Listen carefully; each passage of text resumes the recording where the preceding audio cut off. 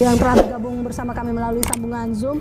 Namun sebelumnya saya ke Bang Kamarudin. Bang Kamarudin, kita lihat nanti rencananya dua kasus perkara ini, pembunuhan Brigadir J dan juga obstruction of justice dengan 12 perkara yang telah diajukan ke PN Jakarta Selatan.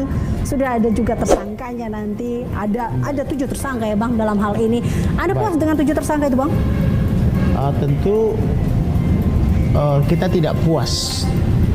Alasan tidak puas adalah bahwa belum semua pelaku baik tindak pidana pembunuhan terencana maupun obstruction of justice dilimpah ke kejaksaan oleh penyidik Bareskrim Polri.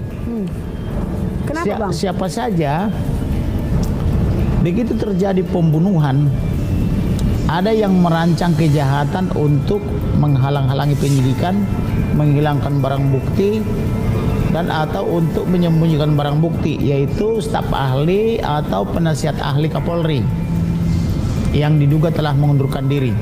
Itu adalah otak daripada salah satu kejahatan ini. Maka dia selayaknya juga harus diperiksa sebagai tersangka dan dilimpah ke Kejaksaan Agung. Kemudian yang 36 yang sudah tersuspek itu harusnya juga dilimpah ke Kejaksaan Agung, yaitu yang sudah terbukti melakukan obstruction of justice dan sudah dipatsus atau ditempatkan di tempat khusus atau semacam penahanan lah kalau istilah umumnya, tapi istilah mereka itu sesuai peraturan Kapolri atau Perpol itu disebut patsus, tempat khusus gitu loh.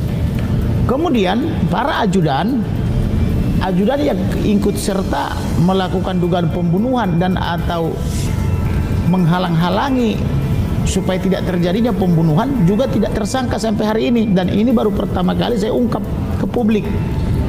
Jadi sebenarnya kenapa adik almarhum yang juga anggota Polri, dia punya firasat akan terjadi sesuatu.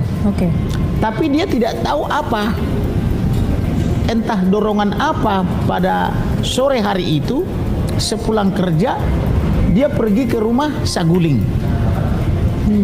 Di rumah Saguling dia dicegat oleh ajudan lain, yaitu ajudan bernama Daden dan Romi. Bahkan selama dia berulang kali datang ke rumah Saguling itu, dia belum pernah dilucuti atau digeledah. Tetapi khusus sore itu ketika dia datang ke rumah Saguling, Romi dan Daden melakukan penggeledahan badan. Daden dan Romi itu adalah ajudan kesayangan daripada Daden, ini kesayangan daripada Ferdy Sambo. Khusus pada kunjungan sore itu dia digeledah untuk memastikan apakah bawa senpi atau tidak. Senpi itu senjata api.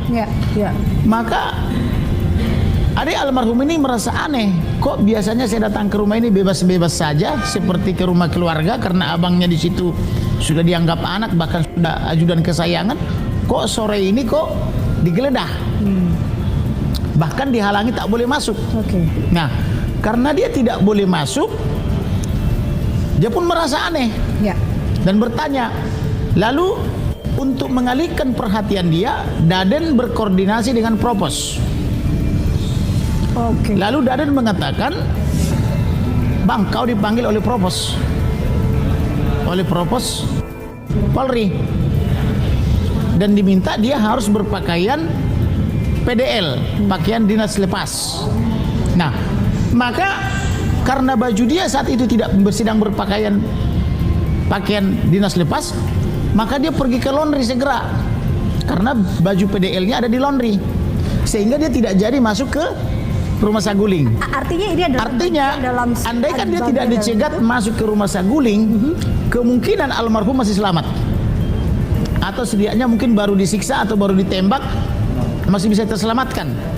Tapi ada peran dua ajudan menghalang-halangi supaya dia tidak masuk ke rumah Saguling. Dan menurut Anda yang menghalangi itu yang menghalangi itu berarti sudah mengetahui terjadinya pembunuhan terencana. Dan dia menghalangi adiknya masuk ke rumah itu dengan cara mengatur siasat, kamu dipanggil Propos. Maka karena dia dipanggil Propos, maka dia pergi ke laundry mencari baju. Apakah sudah selesai di laundry atau tidak? Sehingga tidak jadi masuk ke rumah Saguling. Nah, ini kalau kita kaitkan dengan keterangan daripada Ferdy Sambo bahwa dia terguncang jiwanya atau meledak emosinya demi kehormatan keluarganya, maka kalau kita jujur, ketika pulang rombongan Ibu PC dan para ajudan dari Magelang, kemana dia duluan? Ke rumah Saguling. Lalu kemana Perdi Sambo datang dari kantor? Ke rumah Saguling. Maka cerita mengenai apapun cerita PC harusnya ada di rumah Saguling. Harusnya jiwanya tergoncang ada di rumah Saguling. Maka harusnya tindak pidana perkara itu di rumah Saguling.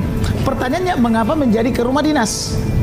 Apakah dibantai dulu di rumah Saguling, baru mayatnya dipindah ke rumah dinas? Nah, ini harus teka-teki harus terjawab. Yang mereka sebut pertama kali mereka di rumah dinas, baru pulang berpakaian seksi atau berpakaian minim di kamar, diraba-raba, diperkosa, kan gitu. Yang laporan daripada Ibu PC. Tetapi ada kegiatan yang sangat penting. Ini sangat penting, jaksa harus tahu. Karena kita mau jelaskan ini penyidik kan tidak terbuka sama kita. Karena kita menghadapi penyidik seperti bukan penyidik Polri tapi penyidik ala Sambo, kan gitu. Nah, saya sudah mau mengatakan ini. Waktu sebetulnya udah berkali-kali saya mau mengatakan. Ada kegiatan di rumah Saguling yang tidak lazim sore itu. Apa kegiatannya? Seorang satpam atau security, dia mencuci rumah pada sore hari itu. Mencuci sampai dengan banyak air. Dan sejak adik almarhum berkunjung ke rumah itu, baru pertama kali kejadian itu sore-sore rumah dicuciin. Nah, pertanyaannya, ada apa di rumah Saguling sehingga satpam swasta ini mencuci rumah itu? Nih Bang, teka-teki yang Anda katakan tadi, apakah ini dan pihak-pihak yang mengetahui betul terkait dengan apa yang Anda katakan tadi dengan teka-teki ini kan juga masuk dalam 11 saksi yang memang sudah disiapkan oleh keluarga Brigadir J yang akan hadir nanti dalam persidangan? Betul. Saya menyiapkan 11 saksi termasuk saya ya.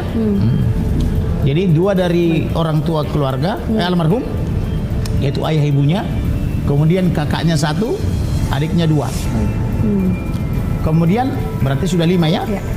Kemudian tantenya 2, 7.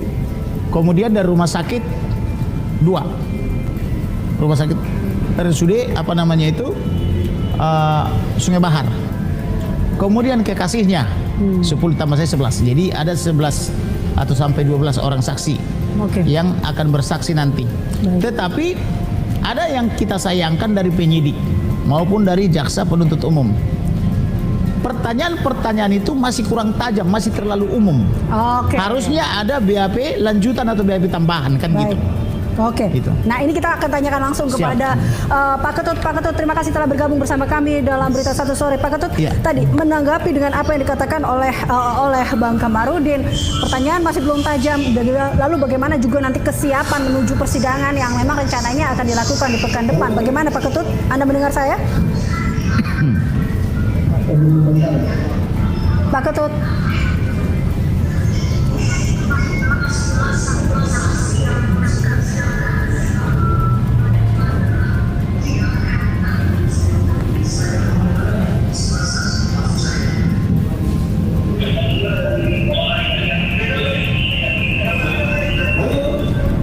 Halo.